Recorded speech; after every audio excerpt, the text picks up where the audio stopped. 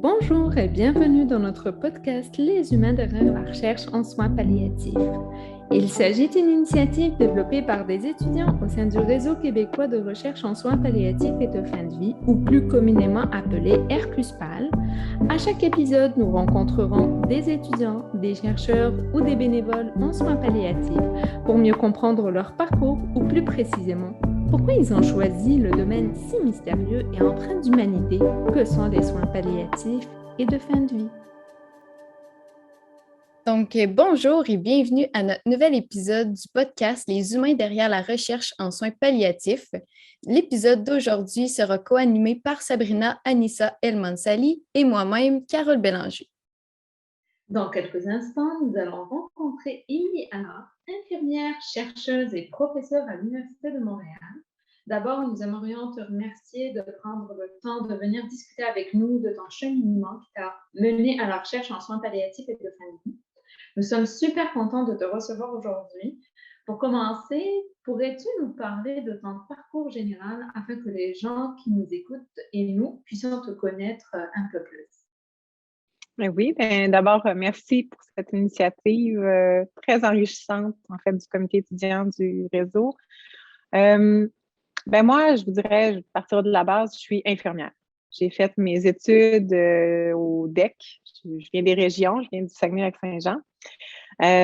J'ai fait une partie de ma scolarité donc au Saguenay-Lac-Saint-Jean. J'ai déménagé par amour à Montréal et j'ai terminé mon DEC. Je me suis inscrite tout de suite au bac, mais je travaillais en même temps à Sainte-Justine, aux soins intensifs néonataux. Et dès les premières fois que je travaillais, on se demande toujours, OK, j'ai fait mes études, je sais comment je dois agir comme infirmière, mais le rôle professionnel continue à évoluer ou continue à prendre forme quand on commence à pratiquer et tout ça. Et je trouvais à chaque fois que les situations qui rendaient le plus justice à mon rôle professionnel, c'était les moments où, justement, j'avais à accompagner une famille qui allait perdre leur bébé, qui l'avait tellement attendu et tout ça. Puis je me disais, là, je me sens vraiment une infirmière à ce moment-là. OK. Après ça, j'ai fait mon bac. J'ai commencé à travailler après ça à l'urgence de l'Hôtel-Dieu. Et là, encore là, à l'urgence, les situations que je rencontrais où je me sentais vraiment en contrôle de mon expertise professionnelle, c'était vraiment quand j'accompagnais justement les gens dans un épisode de maladie. Il avait fait une crise cardiaque, ça allait moins bien. C'est là que je me sentais en plein contrôle. Les situations de fin de vie aussi, il y en avait à l'urgence. Puis c'est là que je me disais, il y a vraiment quelque chose. Mais j'avais encore l'impression qu'il fallait que j'aille vers sauver les gens quand même. Soins intensifs, urgence, on voit le lien. Je me disais tout le temps, je vais contribuer à la santé des gens. Puis ça a été quand j'ai accompagné mon père qui est décédé d'un cancer du poumon, que là, j'ai pris conscience qui me menait depuis plusieurs années, dans le fond, dans toutes ces expériences-là, c'était vraiment l'accompagnement des familles, puis l'accompagnement de la fin de vie et tout ça. C'est là que je me suis réorientée, parce que j'ai dit, il faut que j'aille au doctorat, puis je continue là-dessus. Wow, c'est vraiment impressionnant. J'ai lu sur tes travaux, je m'intéresse à tes projets, mais personnellement, je ne connaissais pas cet événement finalement qui est venu chambouler un petit peu ou qui est venu comme confirmer, j'ai l'impression que c'était vraiment vers les soins palliatifs et de fin de vie que tu voulais t'enligner, même si j'ai l'impression, tu parlais après ton DEC, dès que tu as commencé à pratiquer, en fait, tu te sentais à ta place quand tu intervenais avec des personnes, quand tu avais de l'accompagnement en fin de vie. Ouais. Oui, mais en même temps, je n'étais pas consciente. La prise de conscience de tout ça est venue vraiment quand j'ai rencontré au niveau personnel. Puis j'avais déjà perdu mes grands-parents, j'avais des expériences de deuil, de perte, j'en avais vécu, mais aussi fortes. Puis vraiment dans, accompagner quelqu'un en fin de vie comme ça, un proche de soi, avec tout ce que ça demande à la maison, au domicile, là, c'est 24 heures sur 24, 7 jours sur 7, il n'y a pas de break. Fait que tout ça m'a fait réaliser qu'il y avait un gros manque, puis il y avait un gros besoin, en fait, d'accompagner les proches aidants. Puis c'est ça qui m'a en fait motivée, puis qui m'a dit, ben c'est là qu'il faut que j'oriente ma carrière. C'est pour avoir réellement un impact un peu, tu sais, un impact sur les connaissances, mais un impact aussi sociétal. C'est là que je pourrais mettre, tu sais, mon énergie. Puis en même temps, ben, je pense que quand j'ai eu cette idée-là d'aller au doctorat, mon père était en maison de soins palliatifs à la fin. Puis j'ai comme présenté, j'ai écrit mon 5 pages, tu sais, de problématiques, de voici, là, c'est ça que je vais faire comme projet, papa. Puis j'ai lu. Il était endormi, il m'a pas écouté vraiment, mais tu sais, j'avais le besoin de lui dire, voici, c'est ça mon projet que je vais faire une fois que tu es parti. Puis je vais continuer à travailler là-dessus. Ça a été vraiment, en fait, la motivation. Puis quand j'avais des journées un peu plus moches pendant mon doctorat, Oui. ça me tentait pas, ben, à chaque fois, je me disais, j'ai fait ma promesse à papa, il va falloir que je le fasse. Faut que, tu sais, fait que ça me motivait, puis c'est vraiment ça qui m'a gardée. Ouais. Puis encore à ce jour-ci, tu sais, je me dis, ben, faut que je continue. C'est vraiment, c'est ça, c'est le lien que j'ai avec mon père, même si, puis là. Ouais, c'est comme, tu sais, tu parlais tout à l'heure de rédaction d'une problématique, puis dans une problématique, on va mettre en place la pertinence sociale, la pertinence scientifique. J'ai l'impression que la pertinence sociale était là, tu le vivais, puis tu voyais ce besoin d'accompagner, puis de... Il y a comme un manque dans le réseau de la santé, si on veut, à ce niveau-là. Puis, en tout cas, quand tu parlais ensuite de ton doc, puis on le sait, pour le vivre, parfois on a comme des moments où on se repose la question, mais pourquoi je fais ça? Il y avait comme une mission que tu devais accomplir de ce que j'entends. Absolument. Absolument. C'était une mission personnelle, puis aussi familiale. Fait que, oui, puis tu sais, je me disais aussi en voyant ma mère, tu sais, mes parents étaient divorcés, mais je voyais ma mère qui était très attristée quand même de ce qui arrivait avec mon père. Je voyais ma belle-mère, donc la femme de mon père, qui était très attristée puis qui vivait ça très difficile. Je me dis, il y a vraiment un besoin d'accompagner les familles puis qu'on mette au jour ça. Fait que, ça a été vraiment, c'est ça, un besoin social aussi. Tu sais. Fait qu'il y a personnel, familial et social absolument là-dedans. Puis c'est sûr que la recherche prend beaucoup de place. Puis, as-tu rencontré des difficultés, des épreuves, des doutes, des baisses de motivation durant ton parcours? Mon Dieu, des tonnes. Des tonnes. La première fois où tu te fais faire corriger un travail, puis que il y a juste du rouge, là, puis mais dans le fond, c'est la réflexion. Ce qu'on t'amène à te dire, c'est, ben, as-tu pensé à telle chose? C'est pas la négative, mais on est habitué là, dans le monde académique, quand on reçoit une note, après ça, tu te dis, OK. J'en ai vécu plein aussi du fait que j'ai eu des enfants, moi, pendant mon parcours académique. Je suis rendue à 3 enfants. C'est fini, en fait, c'est ça. J'ai 3 enfants. Puis, puis pendant que je les ai eus pendant mon doctorat aussi, mes 2 dernières, puis juste d'avoir un congé pour études, c'est où que tu places ça? Puis après ça, ben, j'avais des bourses, puis il y a des bourses que fallait que je sois aux études pour les avoir. Donc, en congé, maternité, ben, je ne pouvais pas les avoir. Donc, tu sais, se battre constamment pour, ben, j'ai ma place. J'ai peut-être pas un profil typique des étudiants au cycle supérieur, mais je peux apporter quelque chose. Donc, c'est toujours cet élément-là, je pense, qui était présent quand j'ai fait mon doctorat. Puis que je m'attelle aussi à changer, je pense, dans le milieu académique. Là, ça fait partie de mes projets que j'ai maintenant en tant que prof. Je me dis, ben, il faut qu'on reconnaisse justement les parents étudiants. Mais ça a été beaucoup, ça a marqué beaucoup, en fait, mon doctorat. Des bourses que tu fais, des demandes de subventions que tu ne vois pas, les premiers articles que tu écris puis qui te disent non. Tout ça, c'est des choses que tu te dis, ben,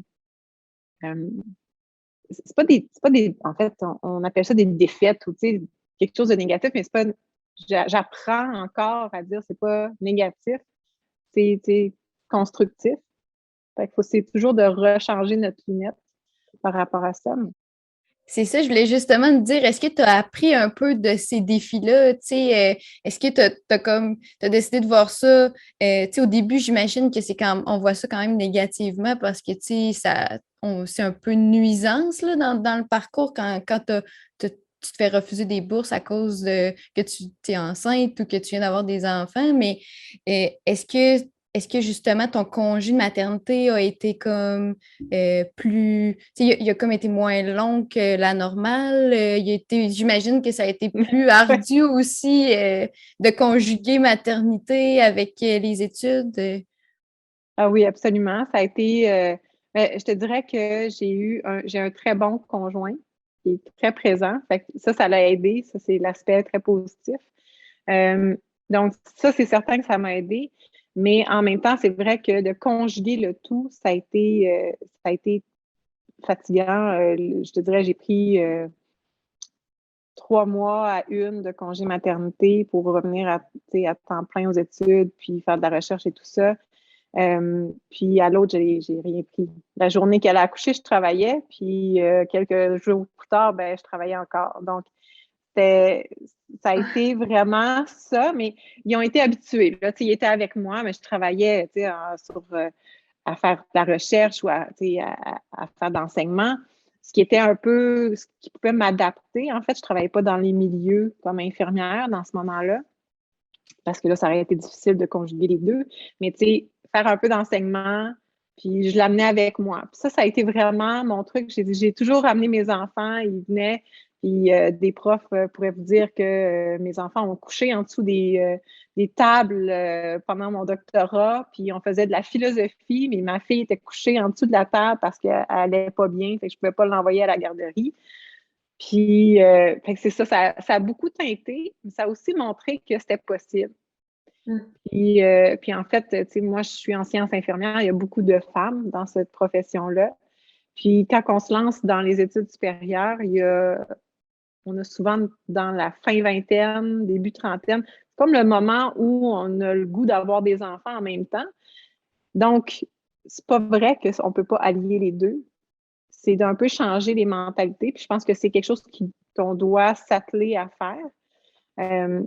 Puis que là, ben, je suis de l'autre côté, je suis comme prof maintenant. Puis là, je peux dire, ben, tant mieux si on est capable. Puis faut donner un environnement sain aussi pour ces étudiants-là. Fait que ça m'a appris à me battre, à faire que ma voix soit entendue. Puis maintenant, ben, je continue ce combat-là pour celle qui s'en vient. Puis je veux les accompagner là-dedans. Fait que c'est ça. Ça m'a appris ça, je pense. Puis ça a développé comme une certaine sensibilité, tu sais, comme développe pas comme il y a une cause derrière maintenant, la cause maintenant des femmes étudiantes qui sont là, puis tu sais, faire des études supérieures, on ne parle pas d'1 an, on ne parle pas de 2 ans, on parle de plus. Donc, c'est sûr que c'est des projets quand même où ça demande un investissement à long terme. Donc, c'est sûr que allier la vie académique, si on veut, avec la vie familiale ou privée, parfois, ça peut être un défi ou ça peut être même un frein, peut-être pour certains, d'entamer des études supérieures tout court parce que. Oui, ben c'est ça. J'ai souvent entendu justement des personnes qui un peu s'empêchaient de faire des études au cycle supérieur parce que là, ils se disaient ouais, mais là, moi, je vais être rendu à avoir des enfants à cet âge-là. Fait c'est vraiment, tu sais, ça vient un peu, si je pourrais dire, distinguer le fait que, tu sais, quand tu es un homme, c'est plus accessible que quand tu es une femme à cet âge-là, tu sais, parce que c'est comme l'âge où est-ce que souvent c'est comme tu as des enfants, là. Oui, mais ça devrait pas être. Puis dans le fond, il y a derrière tout ça, c'est aussi une conception de qu'est-ce qu'un cheminement typique. Ouais. Puis on est, tu sais, en soins palliatifs, on est toujours en train de parler qu'il n'y a pas une trajectoire type, là, tu sais, de fin de vie, là. C'est tellement mixte, puis c'est tellement explosé dans le fond parce que chaque personne est différente. Ben ça, c'est la même chose quand on a un cheminement académique. Il y a tellement de choses qui peuvent arriver dans une vie qui fait que tu vas arrêter pendant une session, que tu vas reprendre par la suite, que tu peux vivre des difficultés financières, tu peux vivre des difficultés émotionnelles. Il y a tellement de choses que tu ne peux pas t'attendre à ce que tous les étudiants progressent de la même façon, qu'ils accomplissent toutes les mêmes choses. Puis ça, c'est quelque chose à laquelle je travaille encore, mais c'est la même chose quand on devient chercheur par la suite. Il n'y a pas un profil type de chercheur qui va avoir plein de subventions. Il y en a d'autres. Il y a des profils de chercheurs enseignants, de chercheurs cliniciens. Fait que, c'est de voir un peu tout ça. puis de se rendre compte qu'on va faire notre propre cheminement. C'est juste qu'il faut mettre, selon moi, des bases saines pour tout le monde. Puis dans le milieu académique, c'est de revoir un peu notre culture académique, je pense. Là, on a parlé du volet, tu sais, être femme puis faire des études supérieures, mais tout à l'heure, au début, tu as commencé ta réponse en disant, tu sais, je voyais beaucoup de rouge dans dans les écrits, puis les articles qu'on veut publier, puis que voilà, que la revue ne permet pas ou n'accepte pas pour X et Y raison. Mais ça, comment tu l'as vécu ou mettons, c'est quoi les conseils ou comment ça pourrait aider, mettons, des étudiants qui nous écoutent là-dessus? Je pense que la première chose, c'est ça me faisait mal au début. J'étais comme, mais là, pourtant, j'ai mis tellement d'efforts, tellement d'heures, tellement de nuits dessus, ce travail-là, pourquoi il est beurré de rouge? Pour me rendre compte que finalement, petit à petit, les commentaires qui m'étaient faits, c'était juste pour m'amener à un autre niveau. Puis ça ne veut pas dire que parce qu'il y avait plein de rouge, que ça voulait dire tu as une mauvaise note.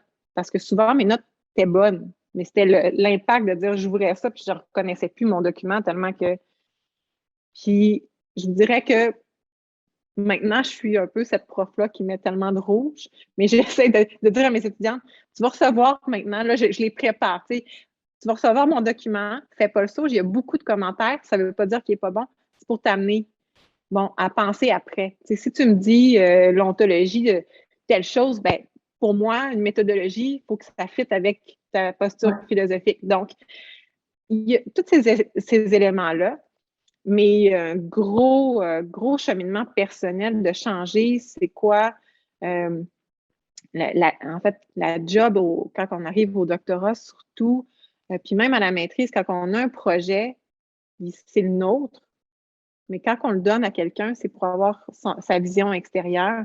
Donc, il faut comme se détacher. C'est pas nous qui est en train d'être beurré de rouge, c'est notre travail pour l'expliquer. Puis des fois, on n'a peut-être pas choisi les bons termes ou les bons mots pour l'expliquer. Ça ne veut pas dire qu'on a tort d'aller dans ce cheminement-là.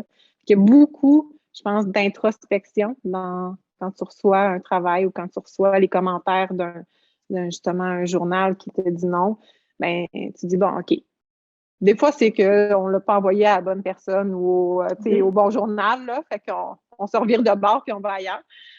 Mais souvent, ça nous permet juste de dire, bon, OK, pourquoi, comment, puis c'est ce cheminement-là. Je pense que des fois, ça m'est arrivé, par exemple, d'aller dans le bureau d'une prof et dire, OK, pourquoi? Là, essaye de m'expliquer un peu plus pourquoi ces réflexions-là ou ces notes-là sur mon travail. Puis finalement, c'est en discutant on voyait ça de la même façon, c'est juste qu'on l'aurait abordé différemment. Puis, c'est des fois, c'est ça. Eux, ils ont leur regard extérieur, puis c'est ça qu'on va chercher, en fait. Oui, parce que des fois, on est tellement dans notre texte qu'on ne voit plus vraiment les défauts, les choses qui pourraient être améliorées, tandis qu'eux, ils ont l'expertise, ils ont aussi le regard extérieur, comme tu dis, pour nous dire OK, mais ça, moi, je le vois comme ça, puis c'est pas comme ça, il faudrait que ça soit. C'est ça. Puis, dans le fond, est-ce que toi, tu aurais des ressources un peu que tu as été chercher à l'extérieur? Quand tu as fait face à tous ces défis-là, là, en tant que chercheur ou en tant qu'aussi, tantôt tu nous parlais de tes bourses qui avaient été refusées, est-ce que tu as été accompagnée là-dedans ou… Moi, j'ai fait ma maîtrise. J'ai fait ce que habituellement on essaie d'éviter là, en recherche. Là, il y a toujours, on essaie d'éviter de faire tout avec la même personne. Il faut qu'on aille voir des disciplines différentes. Puis tout ça. Il y a toute cette notion d'intersectoriel, interdisciplinaire, puis vision multiple de la recherche. J'ai fait ma maîtrise avec la même personne, maîtrise et doctorat. Okay. Quand j'ai décidé de m'en aller au doctorat, là, en plus, c'était dans sa spécialité, mais je suis retournée voir mon directeur. J'ai dit, Alain, je ne ferai pas un doctorat avec personne d'autre parce qu'il connaissait ma vie. Donc, il connaissait déjà qu'est-ce que j'avais vécu, il connaissait qu'est-ce que j'étais capable, puis il connaissait aussi que, moi, je veux avoir des enfants, je veux sais, j'ai pas le cheminement prototypique de l'étudiant qui s'en va au cycle supérieur. Puis il a dit, OK, je vais t'accompagner là-dedans. Fait que j'avais la chance d'avoir un bon allié avec moi qui était là, qui m'écoutait. J'avais une co-directrice de feu, là. Vraiment, elle était là, elle me lu, elle me relu constamment. Puis dès qu'il y avait des petits accrochages, justement, tu sais, j'ai pas eu la bourse, on me dit que c'est parce que je serais pas là. Tu sais, les deux montaient aux barricades. Ah, ben là, voyons donc, ça se peut pas. Puis ils ont pris vraiment cette voie-là que j'étais pas capable de donner à ce moment-là, puis ils l'ont montée. Pas que ça a fait une différence à la fin, ils m'ont pas donné la bourse quand même, mais quand, tu sais, Il y avait le soutien. Il y avait le soutien. Tu sais, je me sentais pas tout seul là-dedans. Ils étaient bien d'accord à ce que, tu sais, j'aille des enfants, puis ils m'ont encouragée, là, ma co-directrice qui en avait eu, elle aussi, puis elle disait, tu sais, ça fait partie de ta vie, puis c'est ta vie, puis c'est nous, on t'accompagne toi en tant qu'individu et pas juste, tu sais, ton doctorat, là. Ta recherche, ça s'accompagne pas, c'est la personne qu'on accompagne.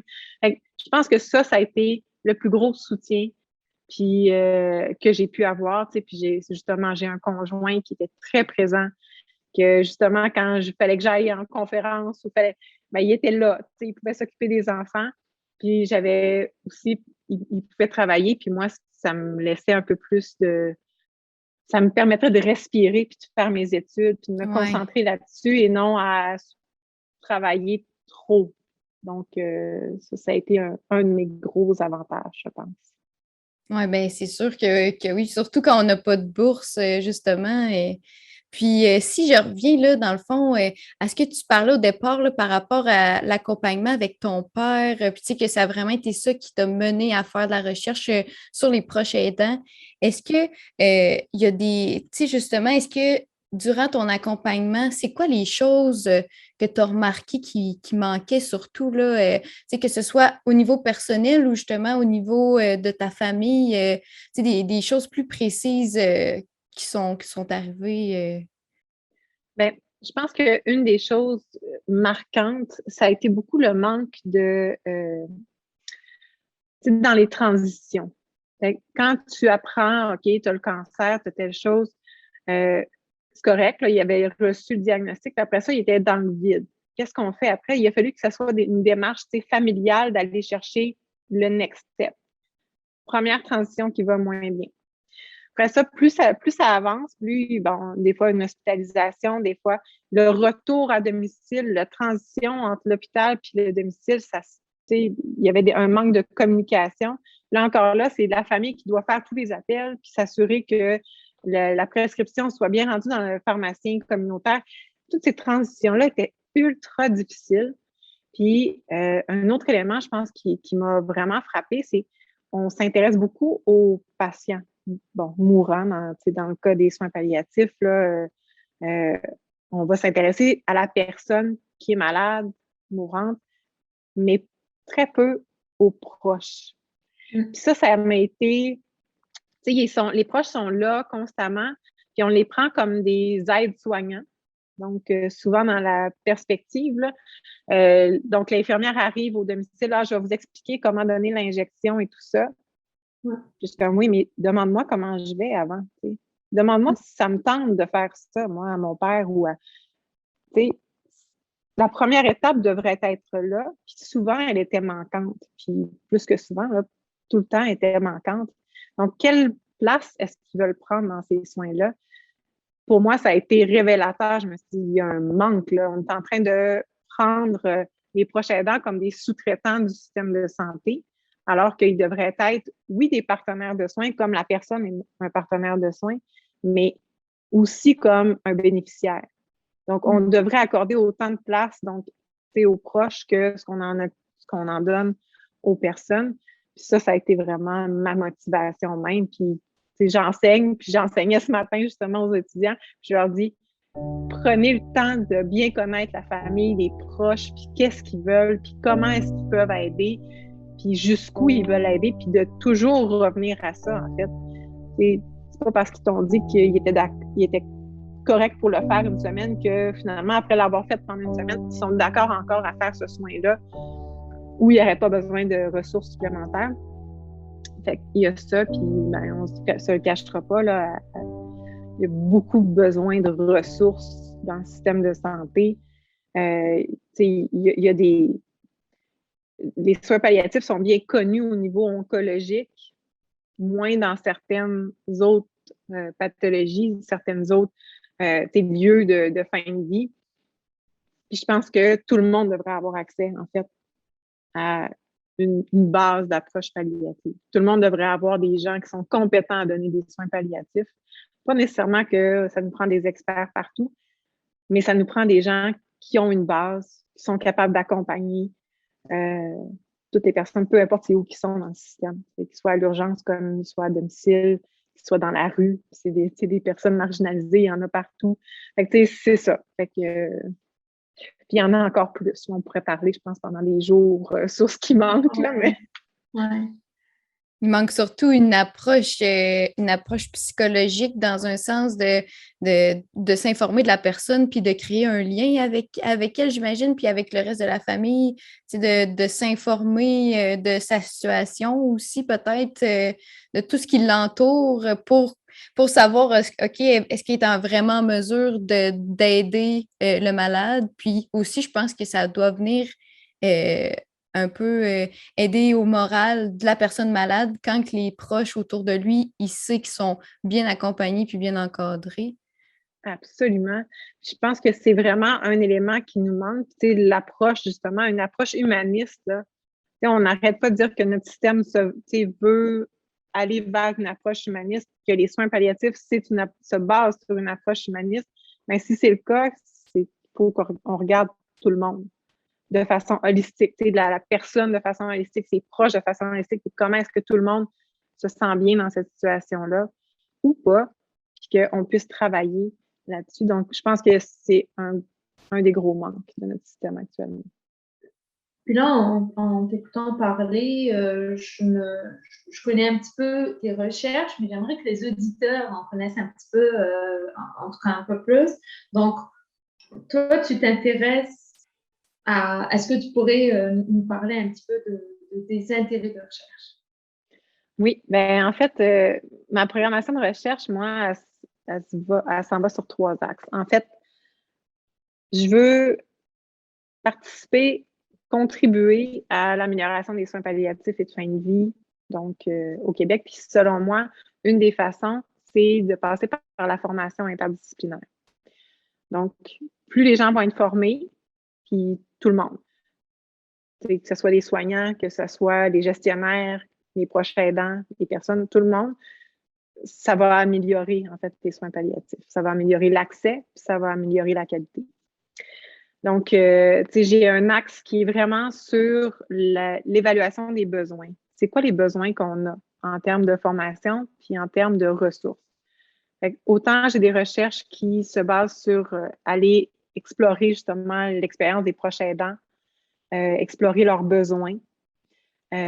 Après ça, j'ai des recherches qui veulent explorer les besoins du personnel soignant, des gestionnaires en termes de, quand on parle de soins palliatifs, c'est quoi l'accompagnement que vous avez besoin?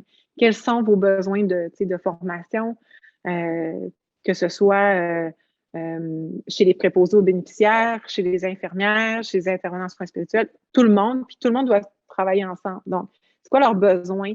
Travailler ensemble. Donc, ça, c'est mon premier axe. Mon deuxième axe, c'est le développement de formation interdisciplinaire. Donc, une fois qu'on a évalué ces beaux besoins-là, qu'est-ce qu'on fait? Bien, ça nous prend une formation qui est développée sur mesure. Donc, j'ai des projets, justement, où je développe des formations, puis j'évalue ce que ça donne après sur la qualité des soins. Je travaille avec des organismes communautaires qui offrent de la formation. Puis après ça, ben, c'est OK, est-ce que ça donne une amélioration de la qualité? Est-ce que ça donne l'objectif de la formation, c'est au final d'améliorer les soins palliatifs et de fin de vie, mais il faut qu'on évalue si ça coïncide ou si ça donne cet objectif, si ça donne les résultats, cette formation-là. Donc, j'ai des projets là-dessus. Puis, ben, la COVID, ça a touché tout le monde. Oui. Le monde de la recherche aussi. Puis, je pense que j'ai été interpellée là, en mars 2020 quand je voyais que tout ça s'en venait puis à quel point c'était gros. Avec des collègues, on a décidé de faire des démarches pour faire des projets de recherche, des demandes de subventions. Puis, on est allé chercher des subventions pour aller explorer les transformations organisationnelles et cliniques en CHSLD sur les soins de fin de vie. Donc, comment est-ce que la COVID a pu influencer ces soins de fin de vie-là chez les résidents en CHSLD? Puis, tu sais, ça l'a influencé autant la façon dont les CHSLD étaient réorganisés. Puis après ça, ben, les activités qui étaient réalisées, les rôles professionnels qui ont été changés. Puis après ça, ben, toute la clinique. Donc, il y a des protocoles qui ont été instaurés pour faciliter la fin de vie chez les gens qui avaient la COVID. Donc, tout ça, ça nécessite d'être évalué, d'être exploré, d'être décrit pour que, ben, on se le souhaite pas, mais s'il y avait une autre situation comme ça de crise, ben, on serait un peu plus près. Puis on ne vivrait pas ce qu'on a vécu dans la première vague de la COVID qui a été assez désastreuse pour les CHSLD. Puis si je peux me permettre de faire des liens, tu sais, tout à l'heure on parlait un petit peu de la famille, de la place de la famille autour du patient puis du mourant dans le cas des soins palliatifs. Puis quand on voit aussi ce qui s'est passé dans les CHSLD, c'est juste les visites, où il n'y avait pas de visite au début. Donc, j'imagine que ça, en tout cas, les recherches, je suis curieuse de voir qu'est-ce que les recherches vont démontrer, mais j'ai comme un petit portrait de ce qui pourrait être amélioré aussi. Oui, puis je pense qu'ils ont beaucoup appris. On a écouté le gouvernement parler. Là, au début, ça a été une fermeture complète, puis après ça, ben, on a peut-être fait un faux pas en disant que c'était une fermeture complète. Fait, ils sont allés un peu en s'excusant par la suite, mais ça a été vraiment un gros apprentissage. Puis même, actuellement, ma recherche n'est pas finie, mais ce que j'en pense, c'est qu'il y a beaucoup de ça. Puis comment est-ce que les milieux ont dû se réorganiser pour s'assurer que les familles soient toujours mis au courant. Donc, ils ont développé des nouvelles façons de faire communiquer les gens. Ils ont instauré des iPads, là, puis ils faisaient des visites, puis ça, c'était nouveau, l'utilisation de la technologie, mais ça ne remplace pas le côté humain, puis le côté de la fille, de la femme qui est sur place, qui a la main sur l'épaule, puis tout ce contact physique-là a été terriblement manquant. Puis ça a été quelque chose qui a marqué, en fait, tous les types de professionnels qu'on a rencontrés, puis qui ont... il y a une certaine détresse qui semble être vécue dans le milieu en ce moment, qui est assez alarmante, je pense. Tout le monde a une marque de la COVID où il y a une peur, puis il y a une anxiété, puis il y a aussi un épuisement lié à tout ce qui s'est vécu. Donc, je pense qu'ils n'ont pas aimé aussi de voir que les gens mouraient sans leur famille parce que, tu sais, finalement, c'est un milieu de vie. Qui accompagnent, eux, de toute façon, leur mission, c'est d'accompagner les personnes et les proches. Puis là, ils voyaient qu'une partie de leur mission était inachevée. Fait que ça a été, ça laisse une marque, je pense, sur nos milieux d'hébergement. Oui, puis eux, ils devaient se sentir impuissants un peu dans tout ça, là, parce que tu veux que la famille soit là, tu vois la personne, puis tu te dis, crime, si c'était moi, là, je voudrais que ma famille soit là, mais je peux pas rien faire. Ah oui, absolument. Oui, puis ils se sont transposés, puis ils se sont dit, ben, j'ai décidé d'aller dans ce milieu-là, de travailler dans ce milieu-là, justement pour accompagner correctement. Puis je pouvais pas le faire nécessairement. Ou à la juste valeur de la personne qui est devant moi, ils veulent vraiment rendre à la personne âgée toute son humanité en fin de vie. Ils veulent garder ce côté humaniste-là jusqu'à la fin. Puis il y a eu beaucoup de... Mais les mesures ont fait en sorte qu'ils ne pouvaient pas nécessairement tout le temps. Donc ça a été une confrontation un peu à la limite professionnelle. Ça, je pense que c'est ça. Il va falloir faire attention à nos professionnels de la santé dans les prochaines années, je pense. Les écouter davantage. Puis là, on parle de professionnels de santé, mais je me permets aussi de parler des bénévoles, vu que j'en suis une. Je fais du bénévolat au CHUM, puis je fais de l'écoute et de l'accompagnement. Puis ça a changé toute la dynamique. Je faisais des appels, j'ai pas arrêté le bénévolat durant la pandémie, mais il y avait des personnes âgées qui n'étaient même pas peut-être conscients qu'il y avait une pandémie, puis qui me disaient, mais pourquoi tu viens pas dans la chambre? Est-ce que tu vas venir cet après-midi, mais je veux vraiment te voir. Puis dans certains cas, tu te dis, ben, son monde est rose, puis dans son monde, il n'y a pas de COVID. Je pense que mon rôle, c'est pas de l'alarmer puis de lui dire qu'il y a comme un virus qui est là, puis c'est à cause de ça que je ne peux pas venir.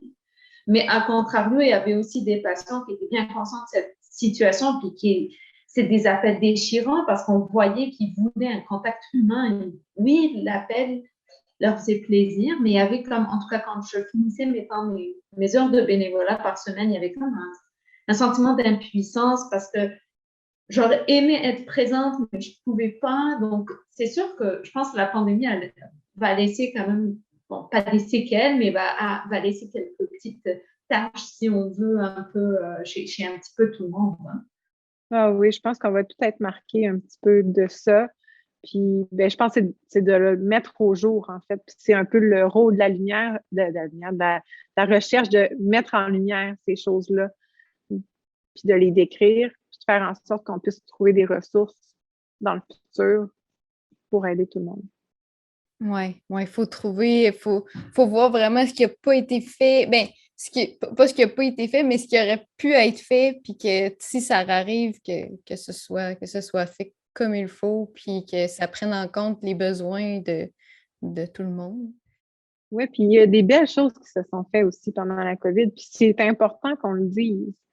Il y a des belles initiatives qui ont été faites, qui ont été portées des fois par une personne ou un petit groupe. Puis finalement, ben, si tout le monde avait fait, par exemple, de créer ces petits chariots-là ou mettre de la musique dans, juste ça, en fin de vie, mettre une petite musique, puis s'assurer de faire un bain correctement, dans le lit et non c'est sûr qu'il aurait voulu faire un bain dans le bain à remous avec toutes les bonnes fragrances et tout ça. Il y en a qui ont acheté des chandelles, des préposés qui ont acheté des chandelles de leur poche, qui sentent bon, puis qui ont mis ça, puis qui ont décidé de faire des massages aux personnes en fin de vie, puis ils se sont dit, ben je peux pas l'amener dans un bain à remous, mais au moins je vais faire un petit massage, puis ça va être son petit contact physique, puis sa douceur, son moment de détente.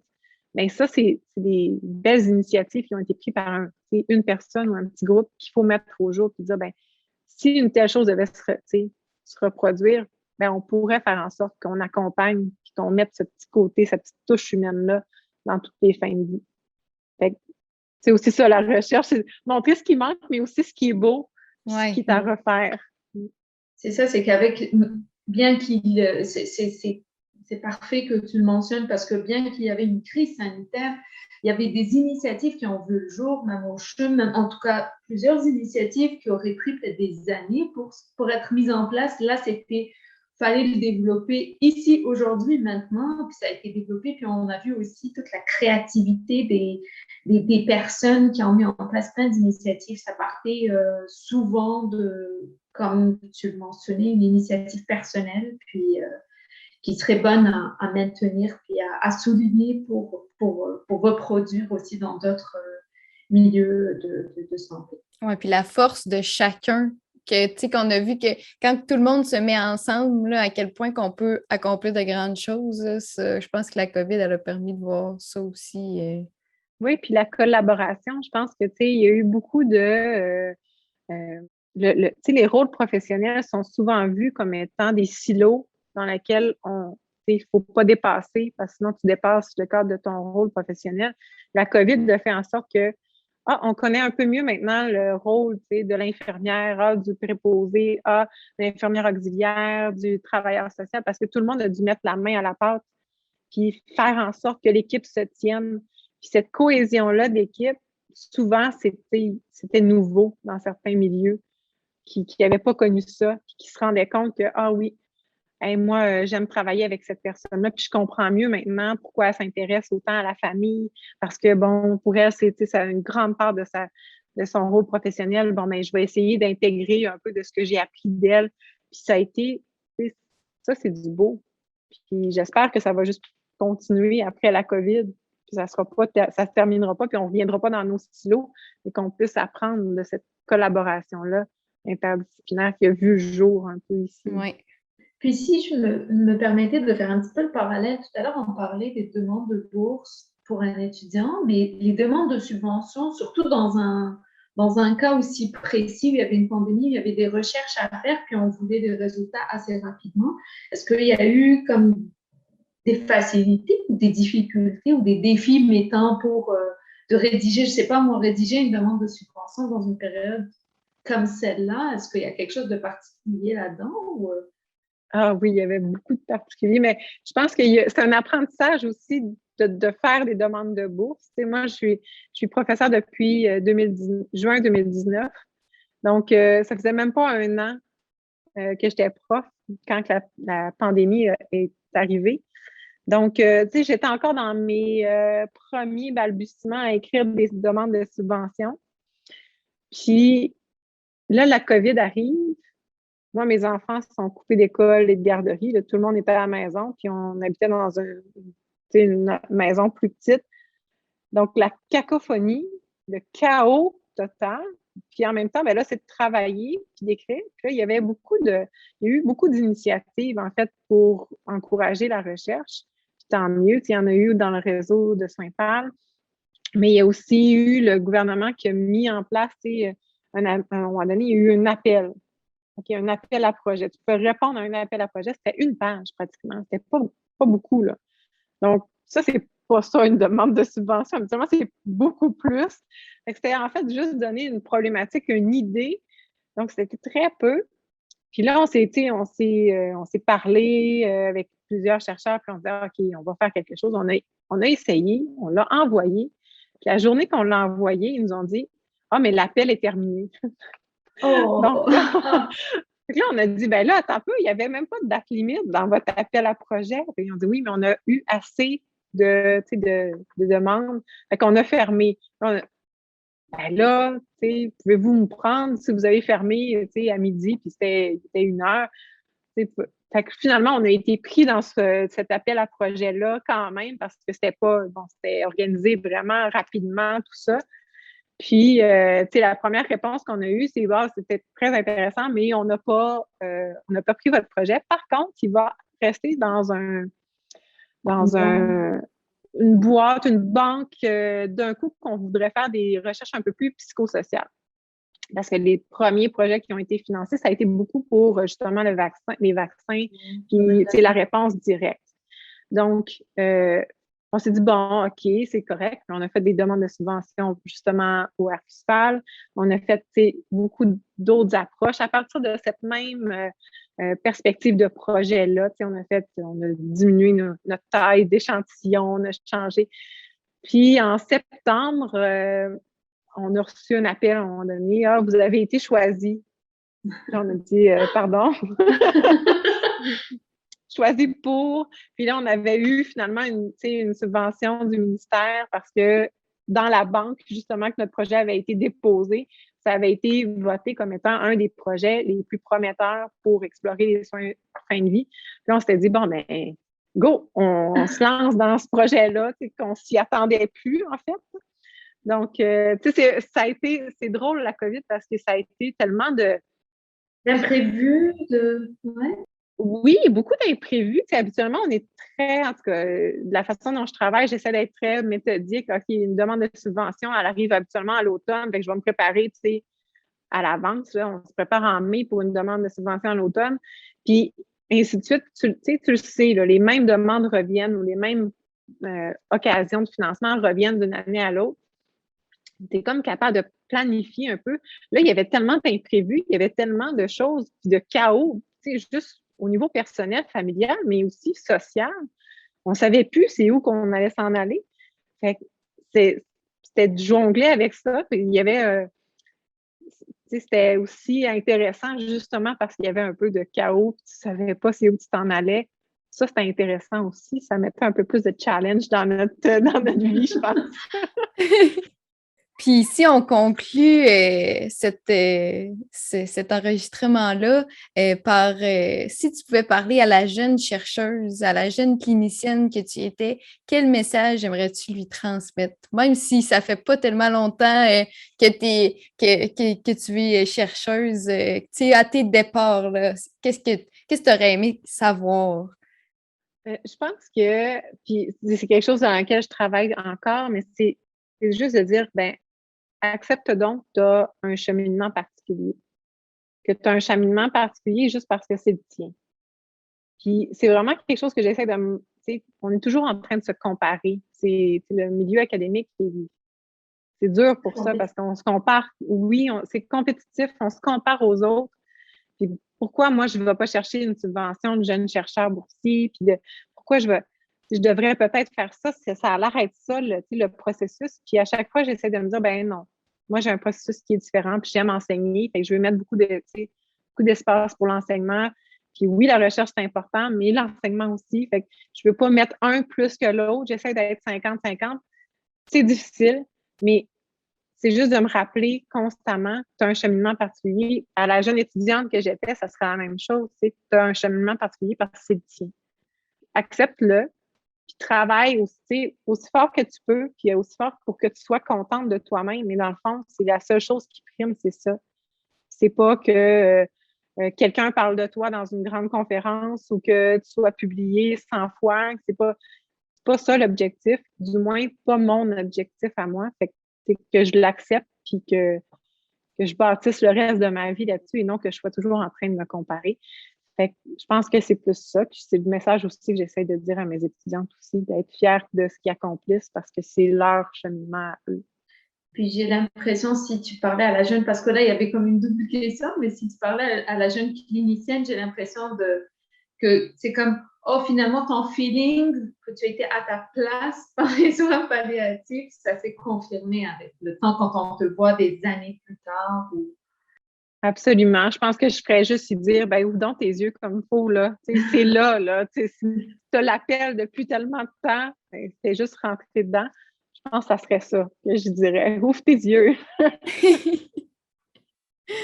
Ben, merci beaucoup pour ton temps et avec nous. C'était vraiment agréable. Puis tu nous as vraiment montré à quel point que les parcours, justement, ne sont pas toujours sur une ligne droite, mais que c'est ce qui fait la beauté de chacun des parcours personnels. Absolument. Puis merci à vous deux. Merci. Et merci beaucoup d'avoir écouté cet épisode de notre podcast Les humains de la recherche en soins palliatifs. Soyez des nôtres pour notre prochain épisode pour découvrir d'autres humains inspirants. Bonne journée.